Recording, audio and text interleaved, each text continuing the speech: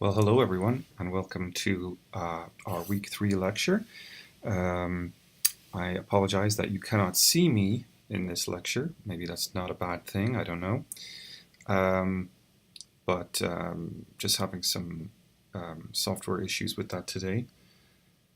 That said, a warm welcome to you. This is a lecture where we take our conversation about the European Union from the Maastricht Treaty, where we ended up last week, and we move through the 1990s and into the present day, and particularly we end up talking about the financial crisis that's been going on for the last several years. Now, the Maastricht Treaty, where we ended up last week, at the beginning of the 90s, really was a game changer. It really was a highly impactful moment for the European community, which at that moment in time that it was passed became the European Union. And it deepened the impact of the European Union in the lives of many ordinary Europeans. The impact of the European project was really now going to be felt in the daily lives of the average person in a way that it just hadn't before. But before we get to all that, I think it's just worth taking a moment to look back on where we ended up last week as the Treaty of the European Union was passed. It was not a moment without controversy. It was a watershed moment in many ways. The Danish referendum in 1992 in the summer meant that the Danes were really the first country to have had a referendum on a European treaty item and reject it. And it's going to be the first of a number of rejections that are going to happen over the next 2 decades. There's all kinds of theories as to why the Danes might have rejected the treaty, but I think the basic takeaway for most bureaucrats and for Delors himself was really the lack of democracy. I think Jacques Delors was very aware, if you look at his rhetoric, that there was a problem at the heart of the European Union's project. Now, of course, he would be aware that there was no real way that this was going to get fixed, given the sort of lingering traces of great power politics that were characterizing the dominant power relations of the moment. And by that I mean, of course, that the great nations were very unlikely to want to give away their great power to a supra-governmental or supranational entity called the European Parliament. So that meant that the smaller nations were going to feel that they were giving their power away to an agenda that was largely being set at the intergovernmental level by France and Germany, the so-called big countries, and leaving them really with no democratic voice. So given the weaknesses of the European Parliament, and we'll be talking about the European Parliament as one of the key institutions of the European Union in the coming weeks, but given the weakness of the European Parliament, it's the one place where you would have expected popular democracy to sort of have reigned. The accountability mechanism seemed very weak to the Dutch people, to the Danish people.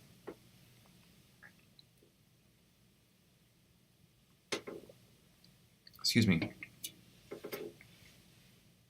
Now, the Irish had an opportunity to vote for the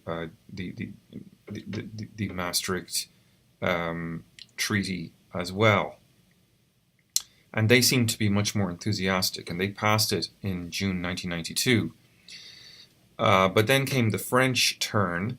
Now, the French could have passed it in Parliament, but the French president elected to run it through the people for the sake of legitimacy. This was Mitterrand's moment. He wanted to really see this thing sort of glowingly endorsed by the French people, and to really sort of use it as a moment to shore up the legitimacy of the whole project by showing that it had been popularly sort of mandated by the French people. And in fact, it didn't pass that successfully. It only passed slightly. And so this, while it was a victory, took the air out of the room a little bit. Jacques Delors publicly is at this point accepting the need for some sort of subsidiarity. We'll explain what that means in a minute. But subsidiarity is basically the idea that things should be handled on the most local level possible, and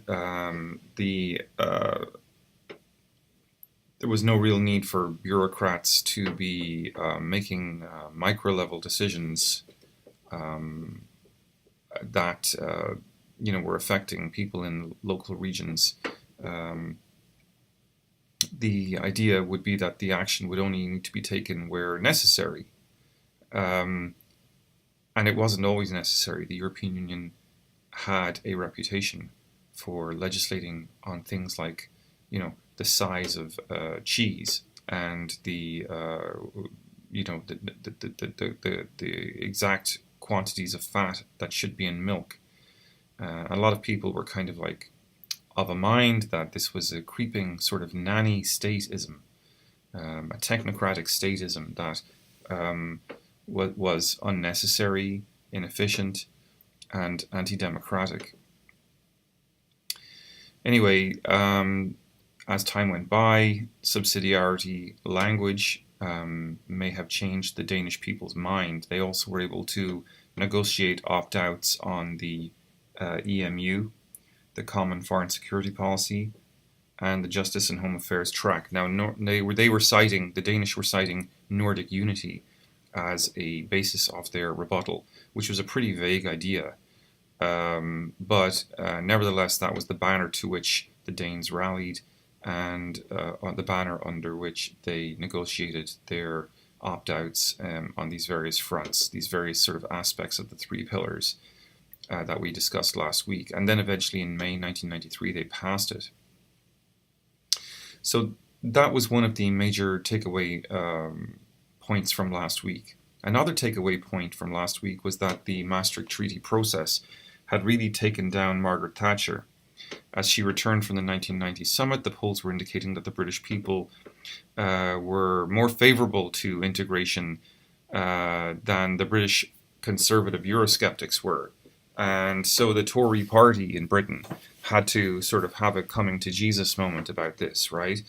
With the election coming up, Thatcher was basically the standard bearer of Euroscepticism. And so the British Conservative Party couldn't go into an election with someone like that at the front when the polls were so divergent with her point of view. So the Conservative Party, before she got back to England, had already sort of negotiated to depose her. And once she was gone, they installed a man by the name of John Major, who was also quite a Eurosceptic, but was a Eurosceptic with a softer voice. So that worked for them. And it would also ensure that the British Conservative Party would win the election. Now, Major's position would have been quite moderate about Europe in some ways, but he was opposed to the European Union taking a stance on things like the proposed social protocol, which would have allowed the European Union to start integrating workplace standards and labor market policy under QMV, which we've mentioned before, but qualified majority voting, that means that effectively that the nation states would not have a veto on those areas. So if you can imagine Britain sort of seeing itself as more of an American-style economy, and the rest of the Europeans seeing themselves as maybe more, I won't say socialist, but at least more technocratic, that obviously is going to be a culture clash. So Britain does not want to be kind of enmeshed in a QMV situation when it comes to workplace health and safety standards and things like this. So the European Union was going to have to kind of give some space for maneuver on this, and that's going to be a big concession to Britain but Britain isn't really going to be able to pass it. John Major's not going to be able to even get it past his own party if he can't secure an exclusion from the social protocol. So this is kind of an early indication of what's going to be coming down the pipe for the European Union. There's going to be more in the future, one-on-one style negotiations, multilateral negotiations, if you will, that member states are going to be able to procure as these various treaties come through. It's not just the Danes and it's not just the British. There'll be more of these. And then a third takeaway that Dinan focuses on is the idea that the Germans weren't keen on economic integration. And I think it's worth pausing to sort of evaluate what that means. I think Dinan might be skipping over some details there. There's a yes and there's a no aspect on that. Certainly, Dinan is correct that Helmut Kohl was keen on the euro, even if the German people weren't. And Yanis Varoufakis, who we'll be looking at later in the course, is interesting on this. He argues that in the history of the euro, in the history of the development of the euro as a currency, certainly German banking culture, as it's reflected in the German central bank that would have been in Frankfurt, had always been kind of what they say is ordo-liberal. And if you want to know what ordo-liberal means, wait till we're reading the Mark Blythe text in the coming weeks. But basically, the point is that the Germans had come out of a tradition where they were very fearful of inflation because they had experienced hyperinflation in the interwar years. We'll talk more about that in a minute. So the German central bank definitely is not interested in pursuing or endorsing any kind of strategy that would weaken or dilute Germany's sort of militant posture on inflation. But on the other hand, Germany was also home for a number of industrialists, auto manufacturers, etc. And those auto manufacturers, as Yanis Varoufakis would explain, were very jealous of what they saw going on in the United States. Now, in the United States, you have a very, very big market. You have one common currency, and thus wealthy people in the coastal cities can own things like car industries, car component manufacturing, etc., and make profits from those and live in fancy places. But they pay taxes, and they have also an awareness that there's cheap labor in the Midwest. So between the taxes that they pay being recycled back into the Midwest in the form of federal tax credits, earned income credits, that kind of thing, and also the fact that because labor is cheap in the Midwest, places like Detroit, places like Ohio, there's a rationality for wealthy Americans on the coasts to situate their manufacturing in the Midwest. So between the cheap labor in the Midwest and the tax recycling, there's a mechanism for the American economy to sort of stay integrated, right? The Midwest never drifts too far behind where the rest of the economy is. Now, that's a very attractive proposition for the Germans. There's a sort of a win-win situation that they're observing going on there. One is that the labor is cheap in the Midwest. If you can get rid of currency fluctuations, the Germans could have that with Spain, for example, where labor was also cheap. But then also secondarily to that, the idea of creating a federal tax structure, very ambitious it would have been, but it just gives you a sense of where the German industrialists were heading. They would have understood that that would have kept a certain amount of income transferring back to Spain to sustain consumption. And so this kind of idea of having a euro was not popular with the German central bank, I guess is my point. But what Dinan kind of skips over, and what Varoufakis actually explains to us, Yanis Varoufakis, is that the wealthy German manufacturers were definitely eyeing up the American model and wondering, how can we implement this model here? How can we get a euro?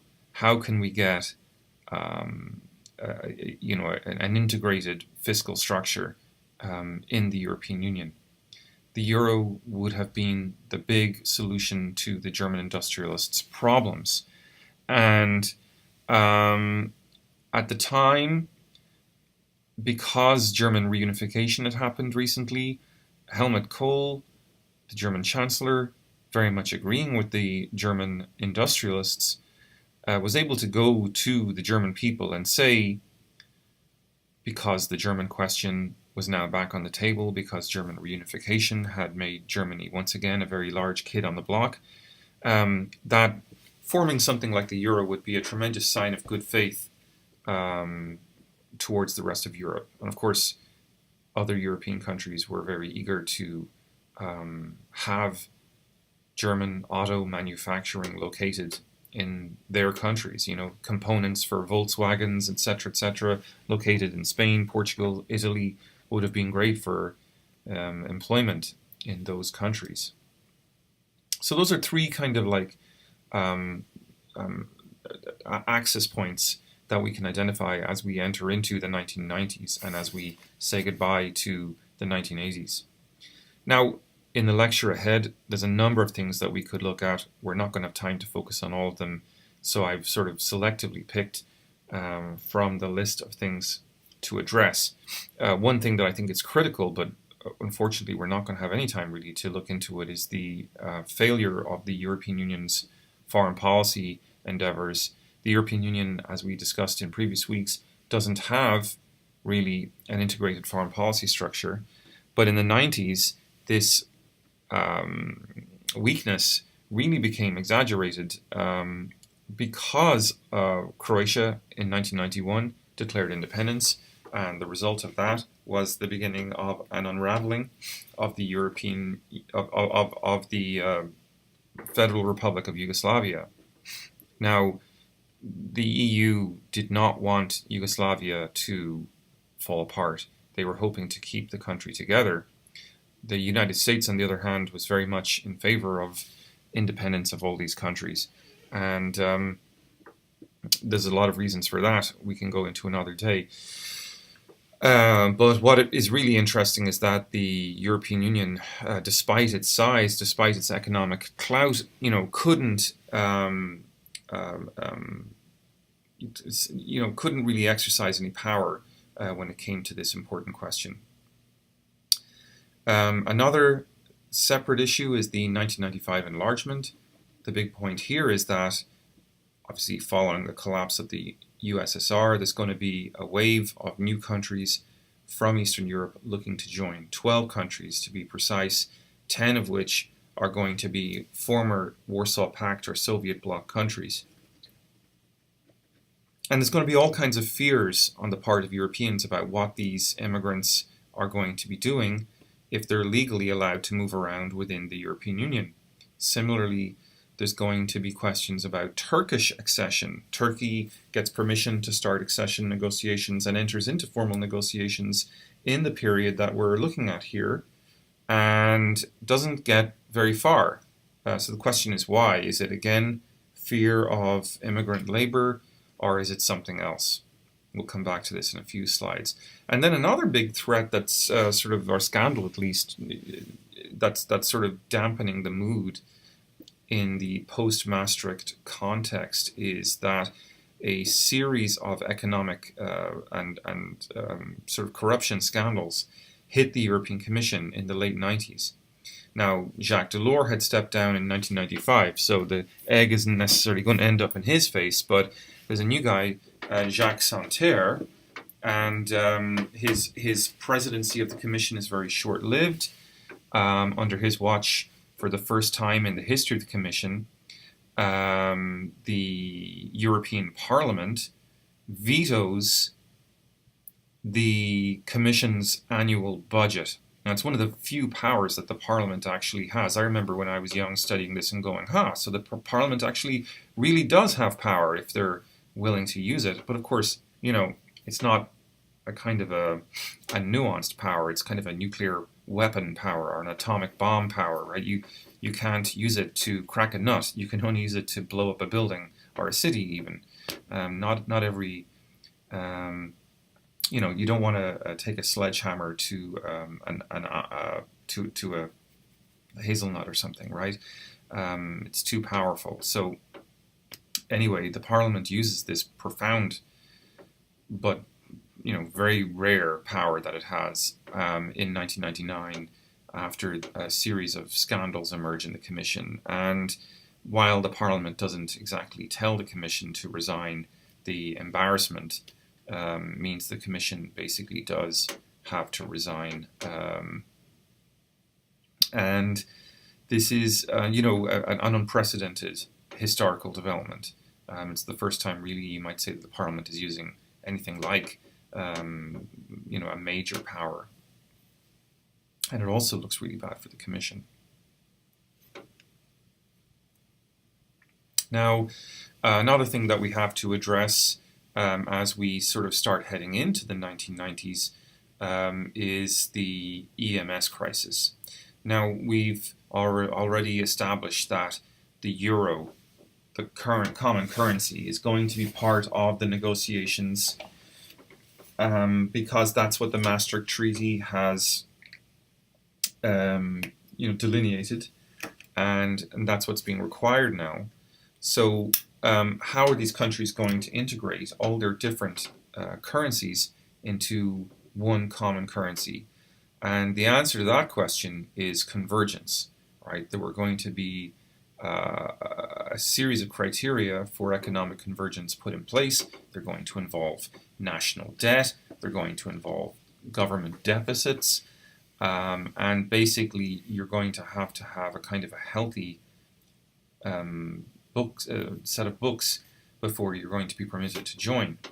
So think about this as a proposition, the logistics of this for a minute. You have 11 very different countries, all sort of struggling to integrate their currencies into one common currency.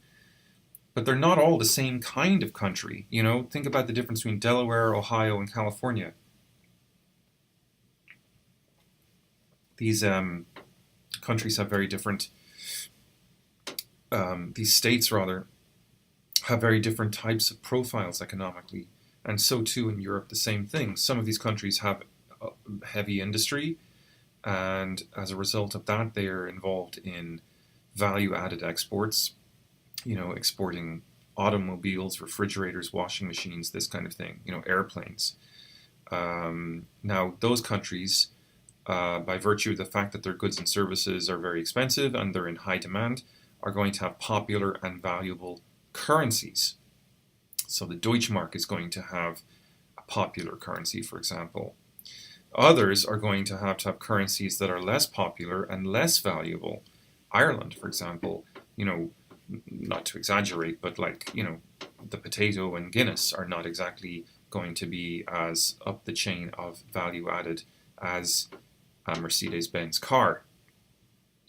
So how certain would the global economy and its various players and actors be that the euro would actually go ahead at the end of the 6 years that we're talking about as the time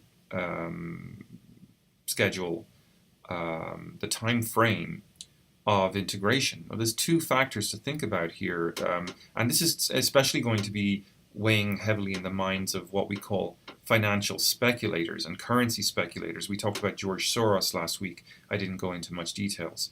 But, as he's looking at the euro, he's thinking about two types of situation, two types of factor. One is a general lack of public will in the member states, as the treaty had been passed thinly in France and had a tough time passing in Denmark. And the second is the value of the Deutschmark itself.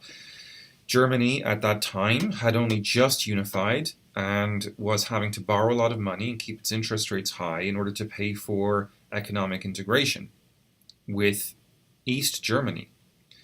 So speculators like George Soros, who we looked at last week, didn't think Germany was in a position economically to give the new members the help that they would need in order to reach convergence. Germany would want to do this on the cheap. Otherwise, Germany would be facing a bill not just for enlarging into its own eastern neighbor, but also a bill for helping out these errant countries of the European Union. Now, Germany is by far the largest economy in Europe. So if you think about it, right, you have all these different countries trying to reach a value in their currency that represents an average value of all the currencies, of all the members, trying to form the euro. But that average value, if you think about it as kind of like an average, a basket of currencies, and find the average value of all of them, there's one very large item in the basket, and that's going to be skewing and distorting the average value in its favor, and that's the Deutschmark, the German currency. So this skewed average value then would not necessarily reflect the value the market would normally assign to those currencies. So those currencies, those non-Deutschmark currencies, are going to have to be integrating and moving towards a price value that is not really what the market thinks those currencies are worth. And there's an opportunity there for predatorial folks like George Soros and currency speculators to sort of move in and try to use that situation to their advantage by what we call short selling. Short selling is where you borrow a currency in long-range markets where you don't have to pay that money back for a year or two, say, for example. I'm exaggerating, but at least not for a little while. But you have that money in the short term, and then you can sell that money on international markets. Now, if you sell enough of that money and flood the market with that money, then you can bring the value of that currency down. And then what happens is that currency devalues, and the money that you owe in 6 months' time has suddenly devalued as well. So what you've done is you've short sold a currency and gained money because you now owe back less than what you borrowed in the first place. So the speculators are going to try to do this with, say, for example, the British currency, the Italian currency. Something to keep your mind on. If Germany is trying to handle the through keeping high interest rates, the cost of integration with Eastern Germany, and also trying to use those interest rates to make borrowing expensive to prevent inflation, as is its holy writ ever since the interwar years, where the Germans experienced chronic hyperinflation. It makes sense that that Soros would think that maybe the euro isn't going to come into existence. Right? He's going to try to challenge, effectively, he's going to try to challenge the mettle of the German government and see how committed it is to the creation of the euro. So between September 1992 and August 1993, the United Kingdom and Italy, well, the British pound and the Italian lira specifically, come under pressure from speculators. And the idea is the speculators are trying to test whether the Germans, they're kind of playing chicken with the Germans to see if the Germans will maybe come to the rescue of these currencies. If Germany isn't going to come to the rescue of these currencies, then those currencies are going to crash, right? And the speculators will get rich. Now, eventually, on so-called Black Wednesday, September 16th, 1992, Britain does leave the euro, the EMU banned system. And it's a devastating moment historically. It means that the EMS has to reevaluate its basis of operation. There is an agreement in the summer of 1993 that the bands are going to have to be widened. Traditionally, up to that point in time, they've been 2.5%, which means that the currencies couldn't be more than 2.5% deviated from an average value. Now they're going to be 15% deviated, or up to 15% deviated before they're considered outside the EMS. So this basically is a huge concession, and it means that the currencies are effectively floating. And this was, I think, obviously quite a blow to the ego and to the legitimacy of the Euro project. The Treaty of the European Union, the Maastricht Treaty, had supposed to have been a major leap forward. But the Maastricht Crisis, the Ems Crisis, and also, of course, thinking about the foreign policy disaster in Yugoslavia, left many in the European Union's leadership daunted. And I think it left many, especially the EMS fiasco that we've just been talking about, left many ordinary Europeans wondering why something so obviously impractical as a common currency was being pursued in the first place without the adequate infrastructures being put in place to actually make the damn thing work. Now, as we enter into the late 1990s, there were still some questions to be able to, to be resolved, especially to do with reform, and that's reform of the institutions, especially with accession on the horizon. That's sort of a type of political reform that the European Union has to be able to resolve. We're going to talk about that in the coming slides.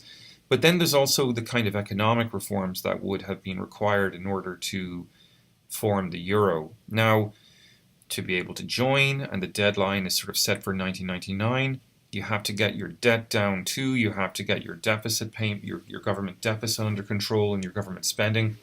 And so for some of the prospective members, this meant that getting to the convergence point was going to be very, very difficult, that it would require cuts in welfare programs, it would require strict criteria being maintained on national debt. In other words, it would require austerity.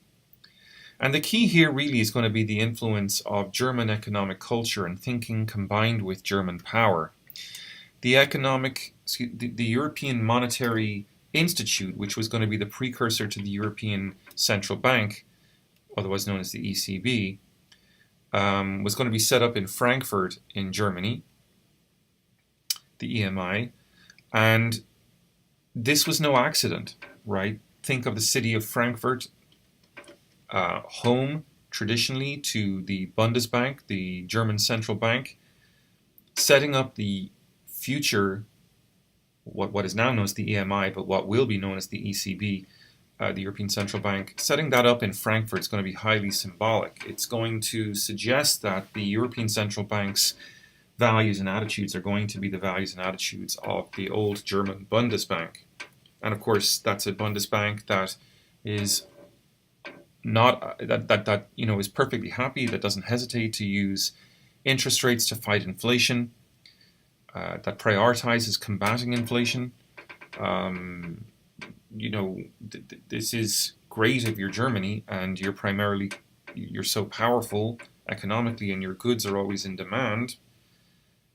Inflation could be a problem that you want to combat in your context.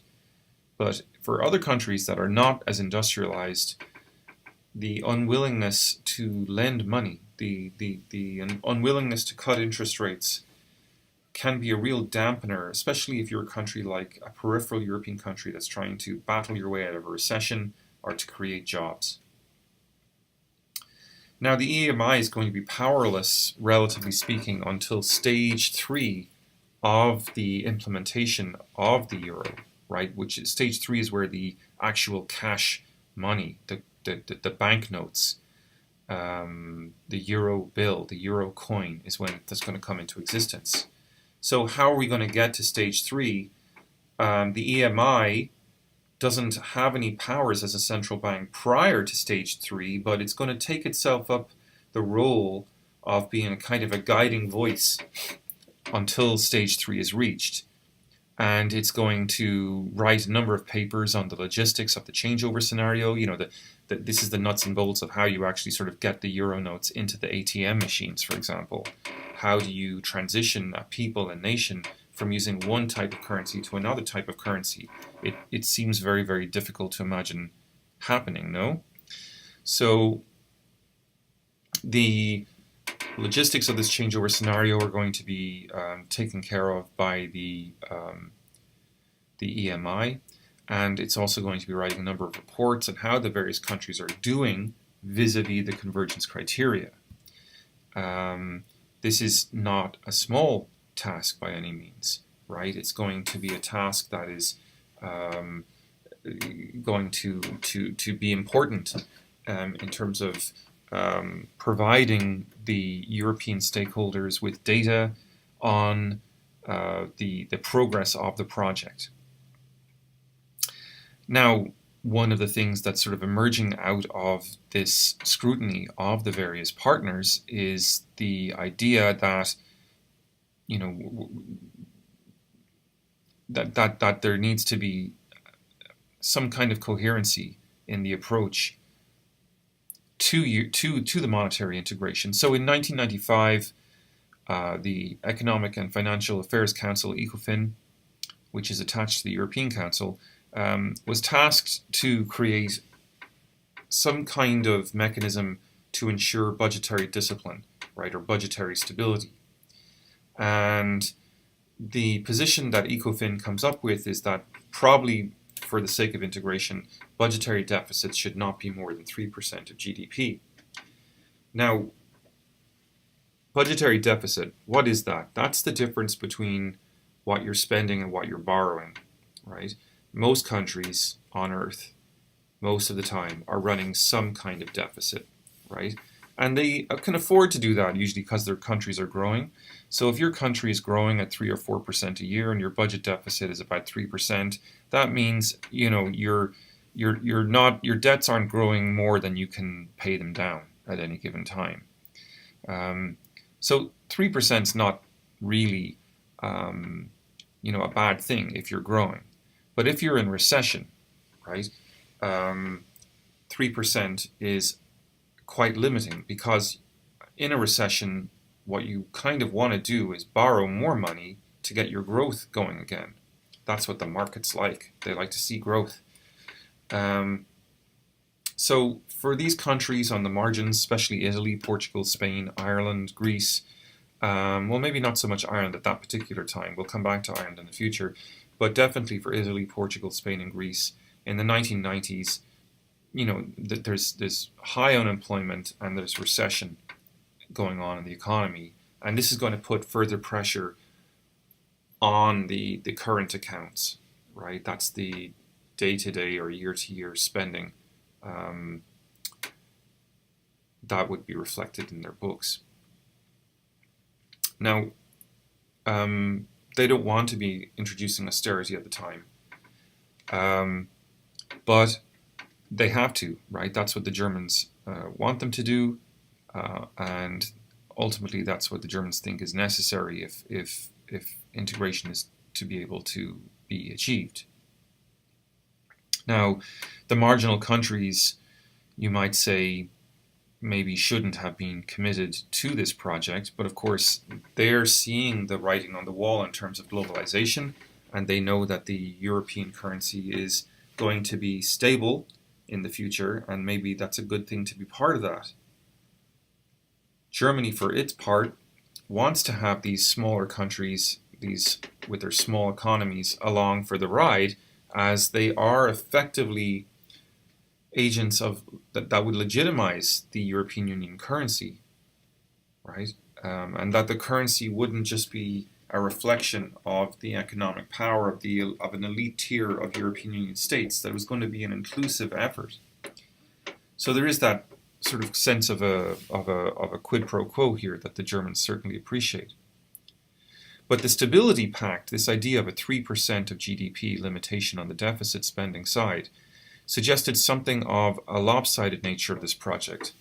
There was no growth strategy, and the euro was not backed by an adequate fiscal infrastructure. This is a point we're going to get back to with Yanis Varoufakis. The pact, in this sense, suggested a kind of a tone deafness, right?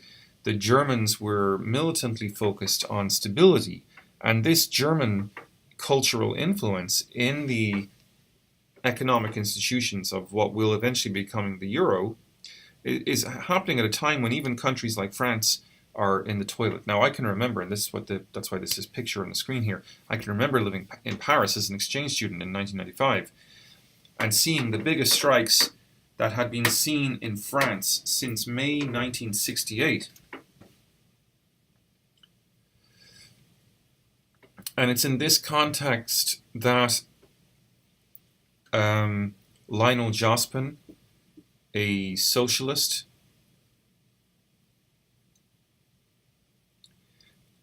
And it's in this context that Lionel Jospin, a socialist, is elected.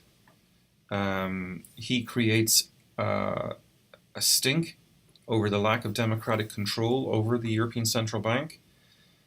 He's appalled by the lack of discussion of jobs. And he wants to see, along with the commitment to stability, a commitment to growth, right? If the budgetary margin of maneuverability is going to be constrained, there has to be some kind of European solution put in its place to make sure that these countries can stay economically buoyant, right? Otherwise, what's in it for them? Now, a number of ironies are worth mentioning here. One is a concern about the German deficit. In 1997, you have a concern about the German deficit. The Germans had been very preachy about the need to balance the books, right?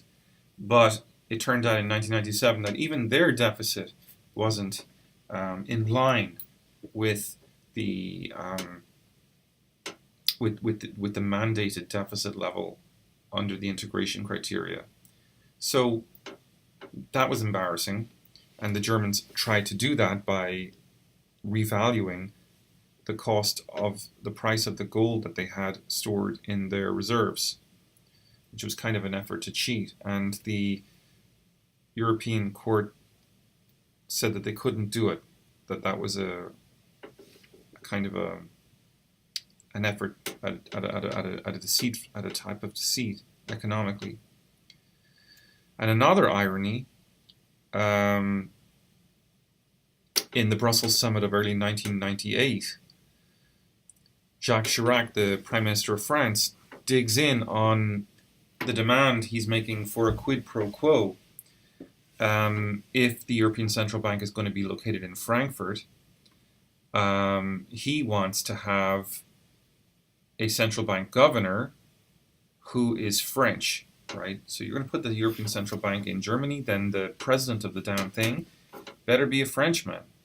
Now, most people had reached a consensus at that point in time that the head of the Dutch Central Bank should be a man by the name, the head of the European Central Bank should be a man by the name of Wim Duisenberg, who is the former head of the Dutch Central Bank, and that he should be the first governor of the European Central Bank. Well, Chirac has a bit of a meltdown over this and demands that his guy, Jean-Claude Trichet, be introduced about halfway through Wim Duisenberg's term in office. Now, Trichet is the governor of the Central Bank of France, and the idea, of course, is to limit the German cultural grip on the European Central Bank. You can see right away that what Chirac is trying to do is get some sort of French culture going in this otherwise very German institution. But the curious result is the 2008 crisis, right? The financial crisis that breaks out in 2008 breaks out on Trichet's watch, and thus, even though this Frenchman is being supported for this role as a way of fighting the austerity of the German mindset, Trichet, post-2008, ends up having to oversee some of the most intense austerity in recorded human history. Now, what sort of resolves this problem is that in the late 1990s, as you know, we have the German deficit, we have the lack of French growth. All of these problems kind of miraculously melt away in the late 1990s because the economy starts to pick up a bit and growth returns.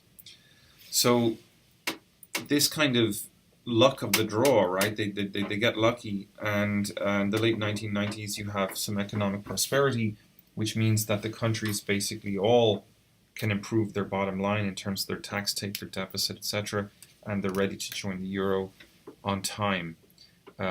January 1st, 2002, the euro note is going to launch, although the currency had already existed for banks from January 1st, 1999.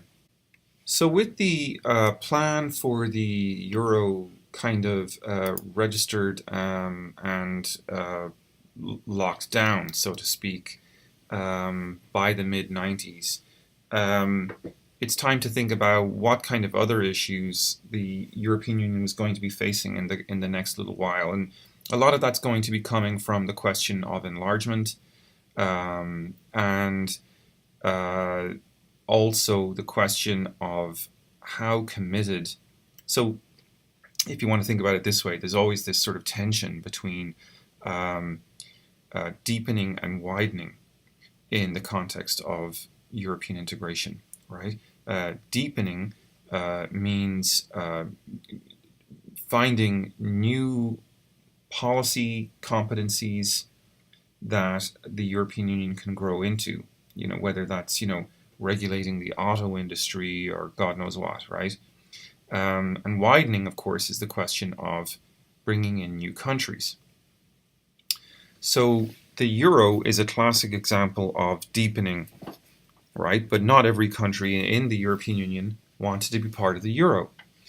And this led to a question of what other types of integration might there be, spheres of integration or domains of integration might there be, that the European hardcore, so to speak, might want to pursue, that other countries might not want to pursue. And the Germans come up with a paper in 1994, which proposes exactly this kind of idea of a two-speed Europe or a two-tier Europe. And what they have in mind is the fact that there's going to be an intergovernmental conference coming up in 1996, a meeting of the European Council, a summit, if you will, and the core countries there, consisting of Germany, France, Belgium, Luxembourg, Netherlands, are, going to want to press ahead with certain types of policies. So for example, specifically human rights policies, that kind of thing. Meanwhile, Britain is usually on the fence about human rights issues because it is thought that it ties its hand on the economy. Social rights, human rights tie your hand on the economy, they tie your hand in terms of foreign policy.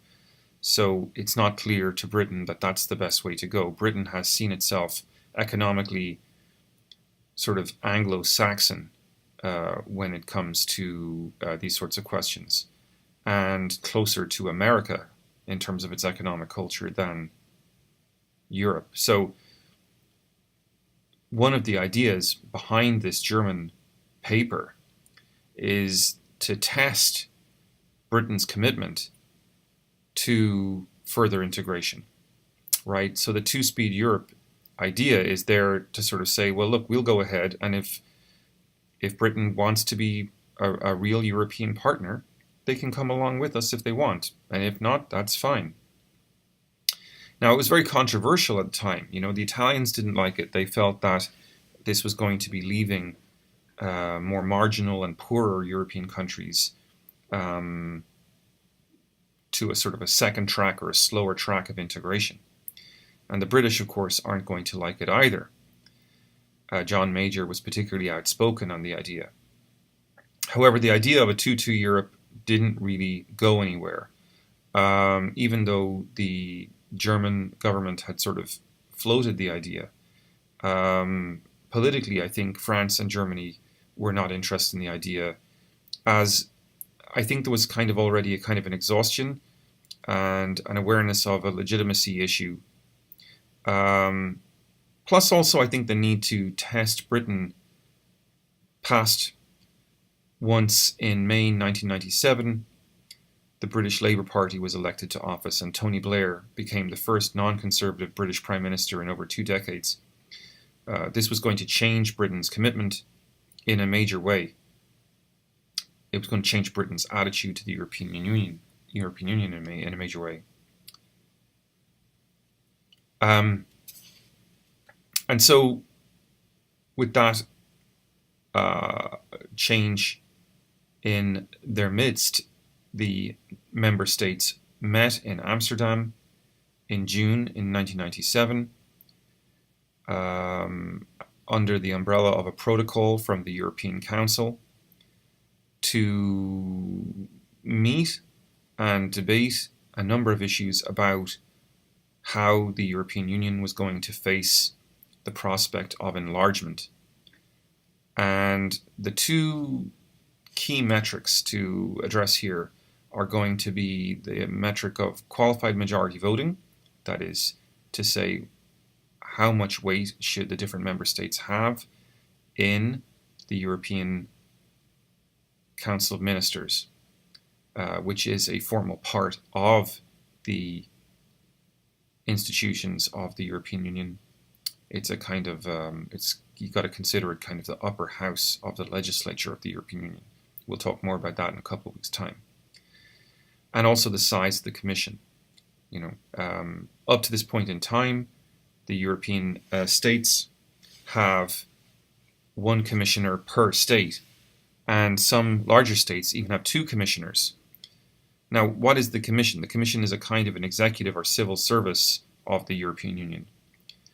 And with one commissioner per country, revolving portfolios, again, some large countries having two portfolios, no country wants to lose a commissioner because it would be seen as losing influence, losing status, losing prestige within the European Union. But with all these new countries coming in, unless you want to expand the portfolios, that you have a portfolio for every country, that's not going to make a lot of sense. So the quid pro quo here is going to be that you could increase the weighting of your votes in the council in exchange for losing a commissioner. And that might assuage their fears. And this was because